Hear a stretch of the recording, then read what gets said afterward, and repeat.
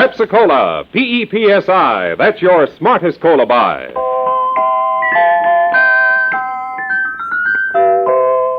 Pepsi-Cola presents Counterspy.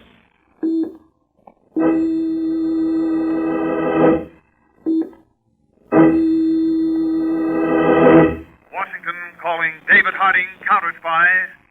Washington calling David Harding Counterspy. Harding, Counterspy.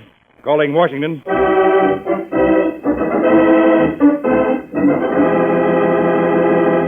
United States Counterspies, especially appointed to investigate and combat the enemies of our country, both at home and abroad. Tonight, the case of the Sweepstakes murders. Another Counterspy report to the American people. Brought to you each Tuesday and Thursday by Pepsi-Cola. Pepsi-Cola hits the spot. 2 full glasses, that's a lot. That's right, you heard what they said. 2 full glasses of sparkling Pepsi from one big 12-ounce bottle. You're getting an extra glassful. And what a delicious glassful. The most refreshing, delightful cola that ever tickled your taste. You can't top Pepsi's tangy flavor. And that big, big bottle saves you money, goes twice as far. Pepsi's America's big, big favorite. And America's biggest cola value. So why take less when Pepsi's best? Whenever you reach for refreshment, remember. Why take less when Pepsi's best? And now, to Counterspy.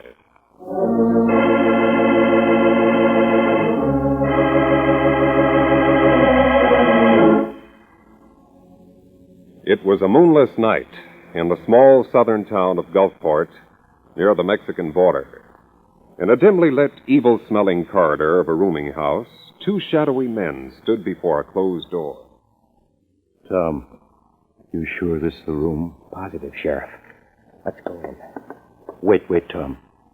Get away from the door. But what? Get back alongside it. That's it. Let's see if it's unlocked.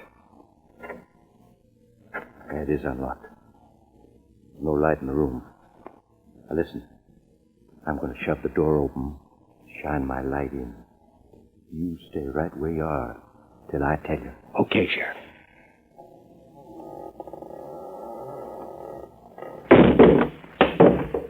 What the...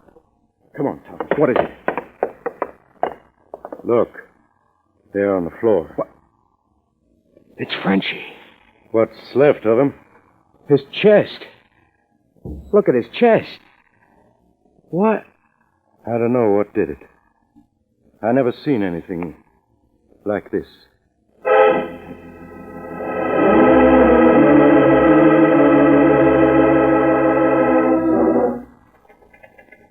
It's obvious, Uncle Si. The big shots in the sweepstakes racket found out Frenchie was going to talk to a newspaper reporter. Me. So they killed him. I never saw anything so horrible. It's an outrage, Tom. But if they think they've stopped me, they got another thing coming. I found something in Frenchie's room tonight which just might lead me to the men we want. No? What did you find? I'll tell you all about it when I bring in the story. I've got to be on my way. Yeah, no, Tom. One man's been murdered already. I don't want anything to happen to you. Oh, now, look, Uncle Si, this is a terrific story. Thousands and thousands of Americans are buying tickets on what's supposed to be an official Mexican sweepstakes. But the Mexican government says it doesn't know anything about it. Yes, I and know. Tonight, the racketeers proved they're murderers, too. Is the Gulfport Gazette going to laugh that off? That's not the point, Tom. I can't let my own nephew risk his life. Your nephew has to take the same chances any other reporter would take. See you later, Uncle Si.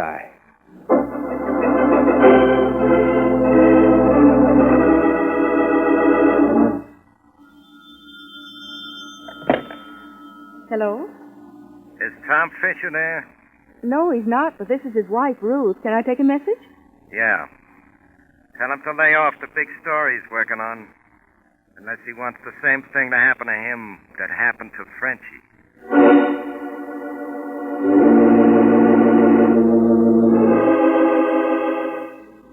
Tom, that man on the phone frightens me. Darling, please drop the story you're working on. Drop the biggest story that ever came my way? Don't be silly, Ruth. But I don't want anything to happen to you. Nothing's going to happen to me. Now, where... Oh, here it is. What's that? Oh, something I picked up in Frenchie's room. Looks like a poker chip. Uh-huh. Well, I gotta get moving. Where are you going? No, you're forgetting the rules. When Papa goes out on a big story, Mama doesn't ask questions. Tom, don't go. Hey, stop it now. Relax. I'll be back soon.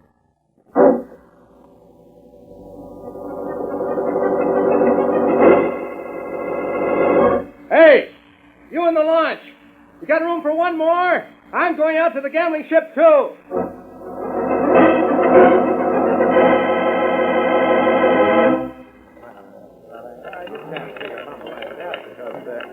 Number 22, Pierre 21. Number 22 in. Place your bet, please. Place your bet.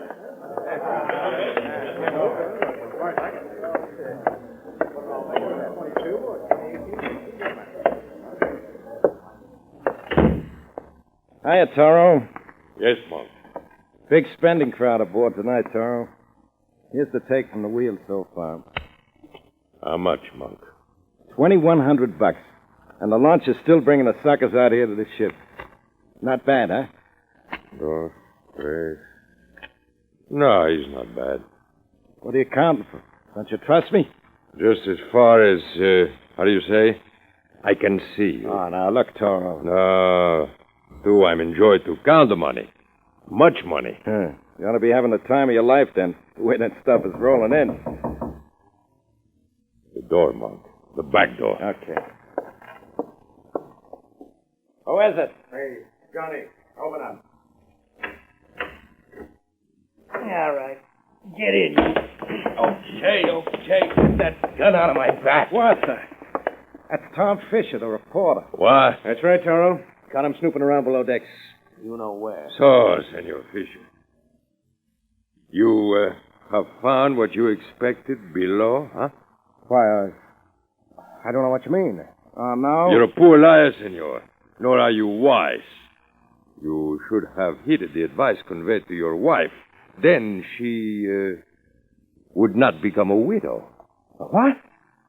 Now listen, Toro. You know, senor, that I was once a matador, a fighter of bulls. No, I, This case contains two of my favorite swords.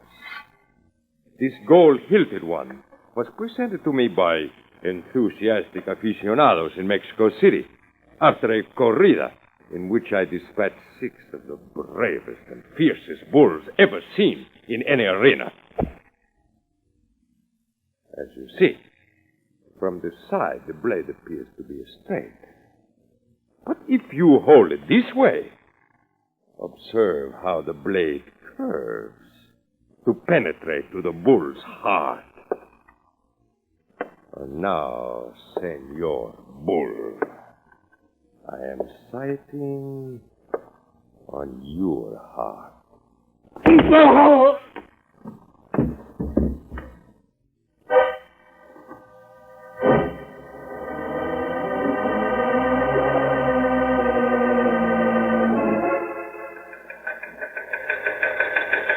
From Counterspy Field Office, Charleston, South Carolina, to David Harding, Washington.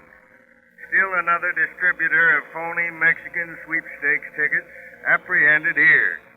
Terrified, the man pleaded his arrest be kept secret. Denied knowing leaders of racket, but said had been warned that any squealer met horrible death by a golden sword.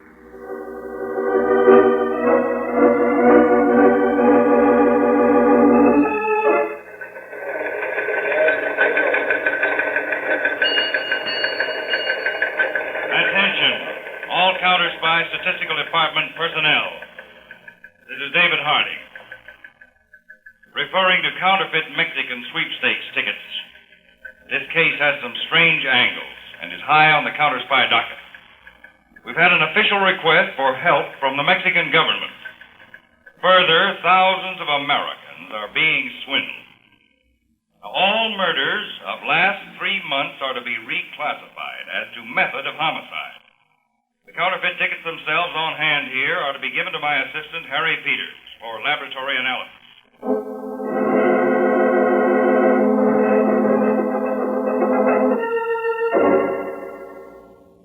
Here it is, Dave. The paper those phony sweepstake tickets were printed on is a 34-pound super newsprint stock. Oh? It was made by the Southwest Pulp and Paper Mill in Orengo, Texas. Texas, huh? You get a list of their customers, Peters? We can't get that for a day or two. The mill had a fire last week. Their records are in a mess. Oh, fine. They told me, though, a couple of hundred newspapers buy super newsprint for their rotogravure sections, this particular grade, in addition to printers all over the country. That's many, huh? I told you this would be tough. Well, maybe we can expedite matters. What did the lab say about the ink used on the phony tickets? Well, it's a standard black ink, Chief. Colored ink, or some special variation of black, might be traced.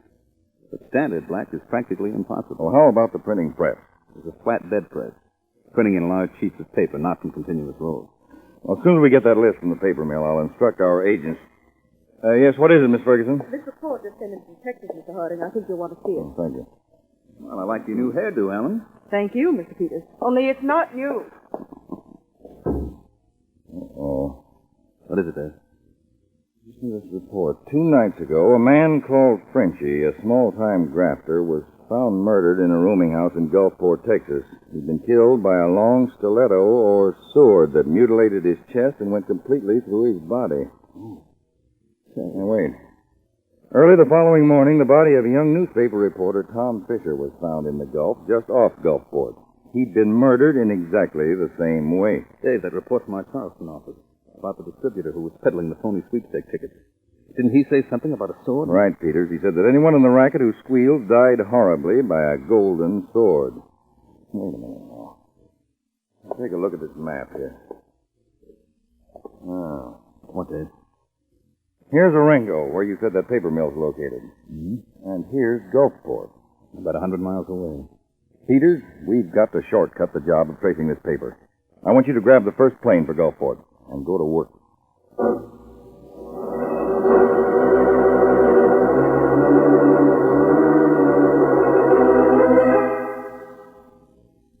Now, Mrs. Fisher, try to recall. Did your husband tell you where he was going that night? The last time you saw him? I asked him, but he wouldn't tell me, Mr. Peters.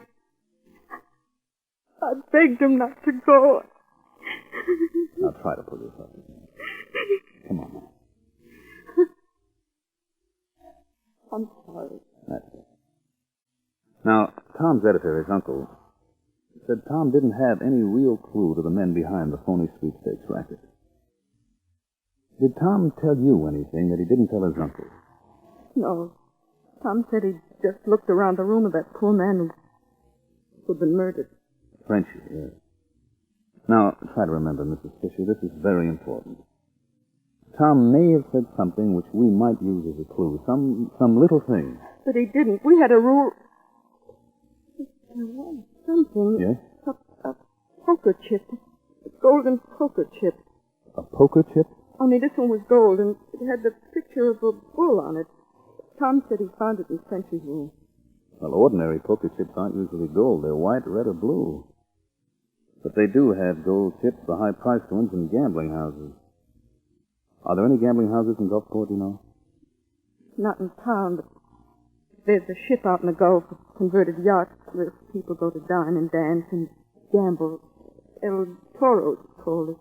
It's very popular. El Toro. Toro means bull in Spanish, and there was a picture of a bull on the chip your husband had. Mr. Peters, do you think that's where Tom went that night? It could be.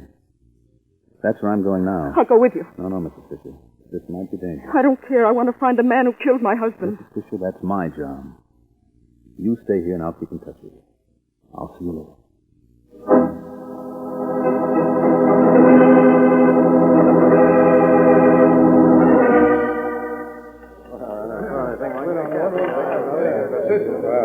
Number 18, black and even man. What is that?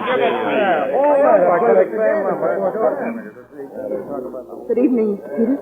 Ruth Fisher, what are you doing here? I told you I want to find the man who killed my husband. And I told you to... Well, what's the use? You're here now.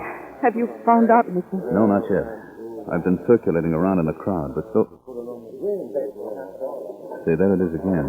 What? You hear that sound? Kind of dull hammering. It's coming from below decks.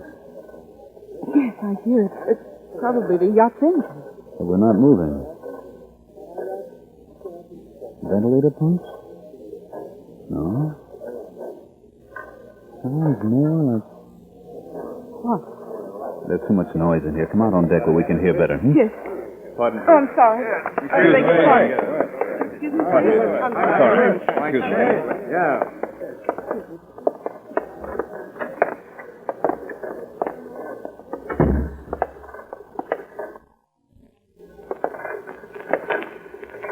Mr. Peters. Wait. Yes, by George, I think I know what that sound is. What? A printing press. A printing press out here on a boat? I'm sure it is. It seems to be coming from below decks. Come on, Mrs. Fisher. The stairs are over this way. Look out, Mr. Peters. There are 2 men behind you. What? Oh! That does it. You killed Mr. Peters.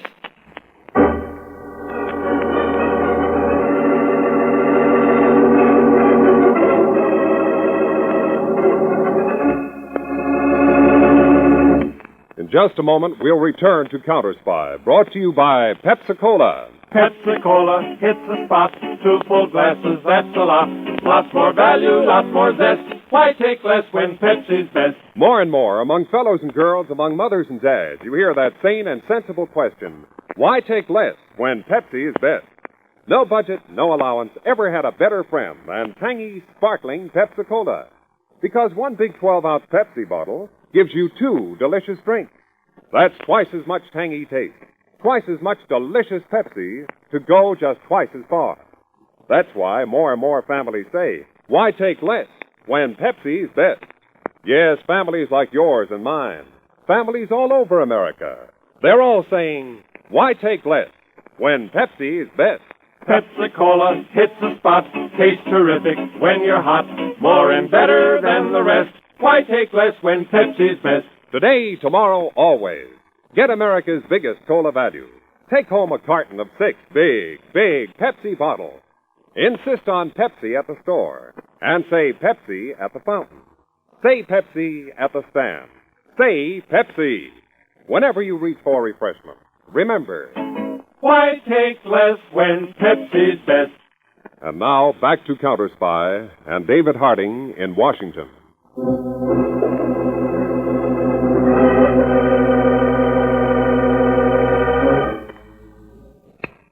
Miss Ferguson, Yes, Mr. Harding. any word from Peters in Gulfport yet? Not a thing. I'm worried, Mr. Harding. So am I. I'm flying down to Gulfport. I was hoping you'd say that. Call the airport. Tell them to get a plane ready. Then call Mert Kennedy at the field office in Dallas. Tell him to meet me in Gulfport. I'm leaving at once.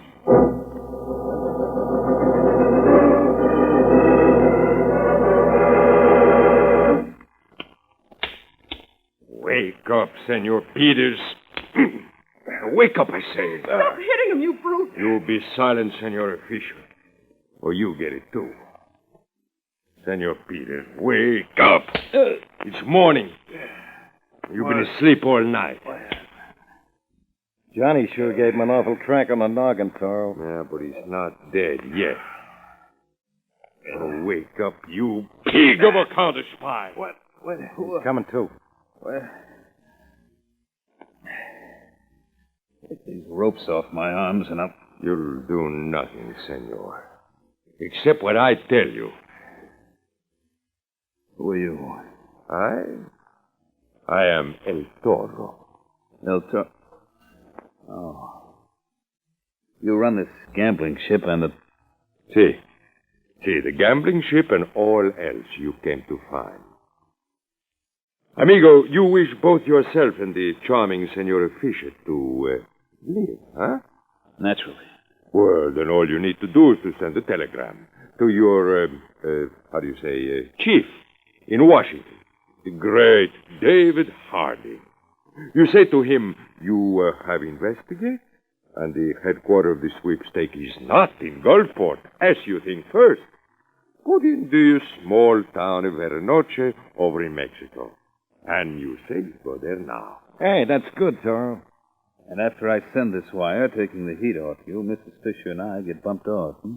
Oh, no, amigo. After a short while, you're made free. You think I'm dumb enough to believe that? I know you killed that poor bum Frenchie, and you killed Tom Fisher. Oh, you grieve me, amigo, to doubt my word. But you listen to me, then. You, I promise nothing. But send the telegram, and the senora will not be harmed. I promise. I wouldn't trust you as far as I could throw the animal you're named after. Very well then, Senor Peters. Observe.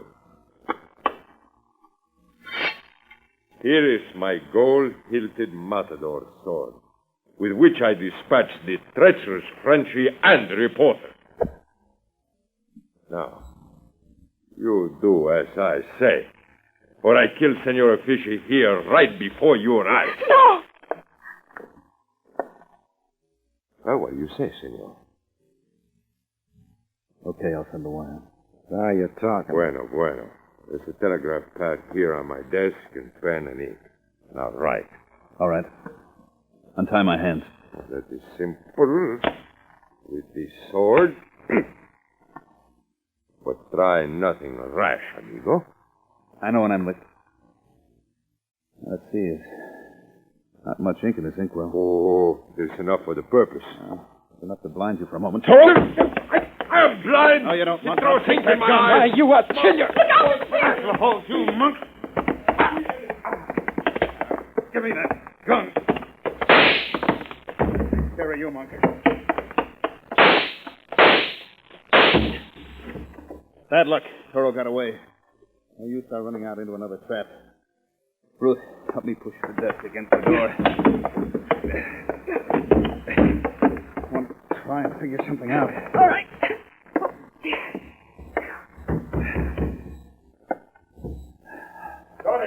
Johnny, Mark, all of you! Hit me! Here they come. I'll be able to hold them off with Monk's gun for a while. But there's only one bullet left in it.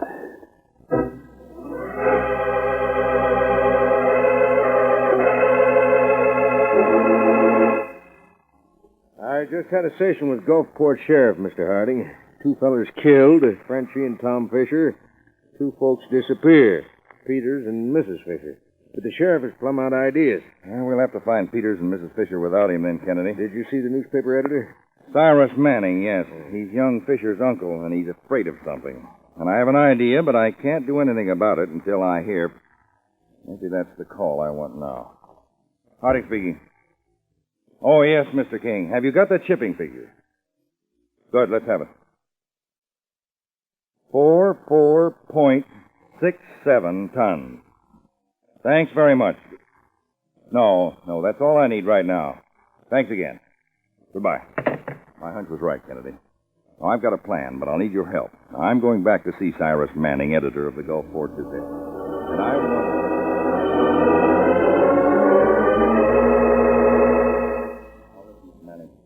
You want your niece, Ruth Fisher, to be found, and you want the killers of your nephew brought to justice, isn't that right? Naturally, Mr. Harding. Well, then tell me who killed your nephew and who's responsible for your niece's disappearance. I don't know. You're afraid to talk. You're afraid you'll be killed, too, by the golden sword. That's not true. But, Mr. Manning, the men you're protecting can't afford to let you live. You know too much. Your only chance to save your life is to confide in me.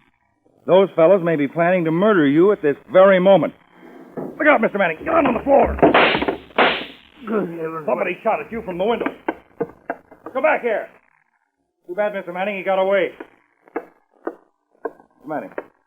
You all right? Yes. I think so. Good See, heavens. I told you. You were in great danger. Use your head, man. Talk before it's too late.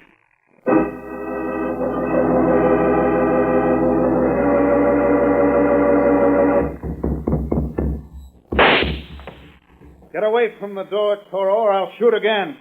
I have counted your shots, Senor Peters. You don't have no bullets left. Now, come on, amigos. We break down the door. Now, together. Is he right, Mr. Peters? Are all the bullets really gone? Yes, Ruth. I tried to bluff him, and he called my bluff. Oh, dear. Mr. Peters, the door is cracking. I'm afraid it won't be long now.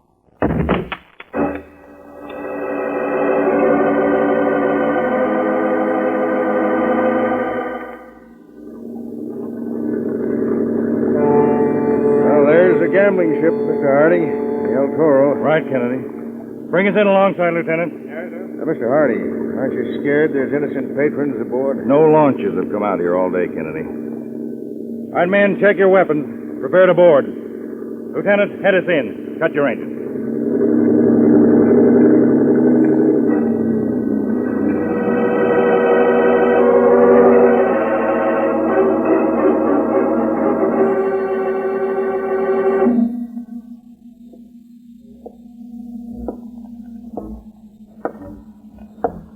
Nobody in sight, Mr. Harding, and the deck's empty. I don't like it, Kennedy. I sent 6 men down the port side. You want us to go up on this side? Now, let's go. That's a trap. Hit the deck, men! Return their fire!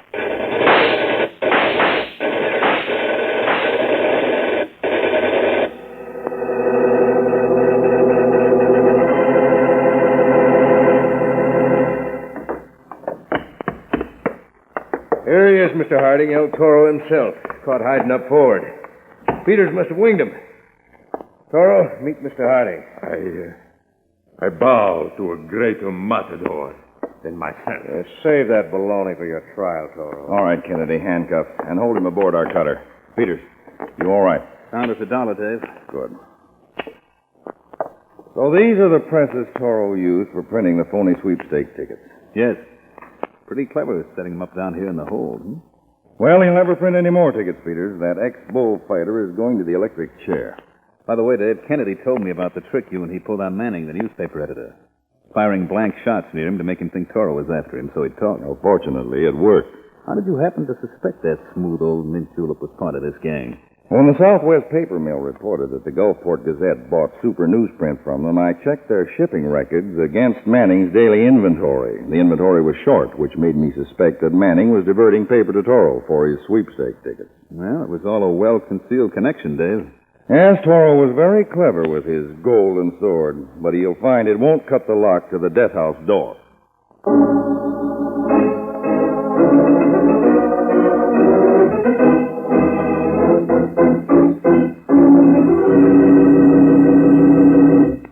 When your friends drop in, be generous, but be thrifty, too. Serve plenty of delicious Pepsi-Cola. Pepsi's big 12-ounce bottle gives you not just one sparkling glassful, but 2. Get a carton of 6 and serve 12 delicious drinks.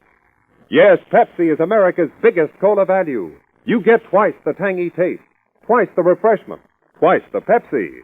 So why take less when Pepsi is best? Whenever you reach for refreshment, remember, Pepsi-Cola hits the spot. Truthful glasses, that's a lot. Lots more value, lots more zest. Why take less when Pepsi's best? This is David Harding. A special word to employers. Give work to our handicapped veterans. Next time a job opens, write to Captain Maurice Witherspoon, Masonic Veterans Committee, 71 West 23rd Street, New York City. Give our fighting men a fighting chance for rehabilitation. Tune in every Tuesday and Thursday, same time, same station to Counterspy. Listen on Thursday for the exciting Counterspy case of the genuine counterfeits. In the case of the genuine counterfeits, we faced a baffling situation of mixed identities. 2 men died. Yet who were they? One man lived while another hovered between life and death. And a subtle criminal came within minutes of getting away with a long-prepared, carefully rehearsed plot. The decisive clue, a knife in a man's hand. I invite you to be tuned in on Thursday, day after tomorrow, for Case of the Genuine Counterfeits on Counterspy.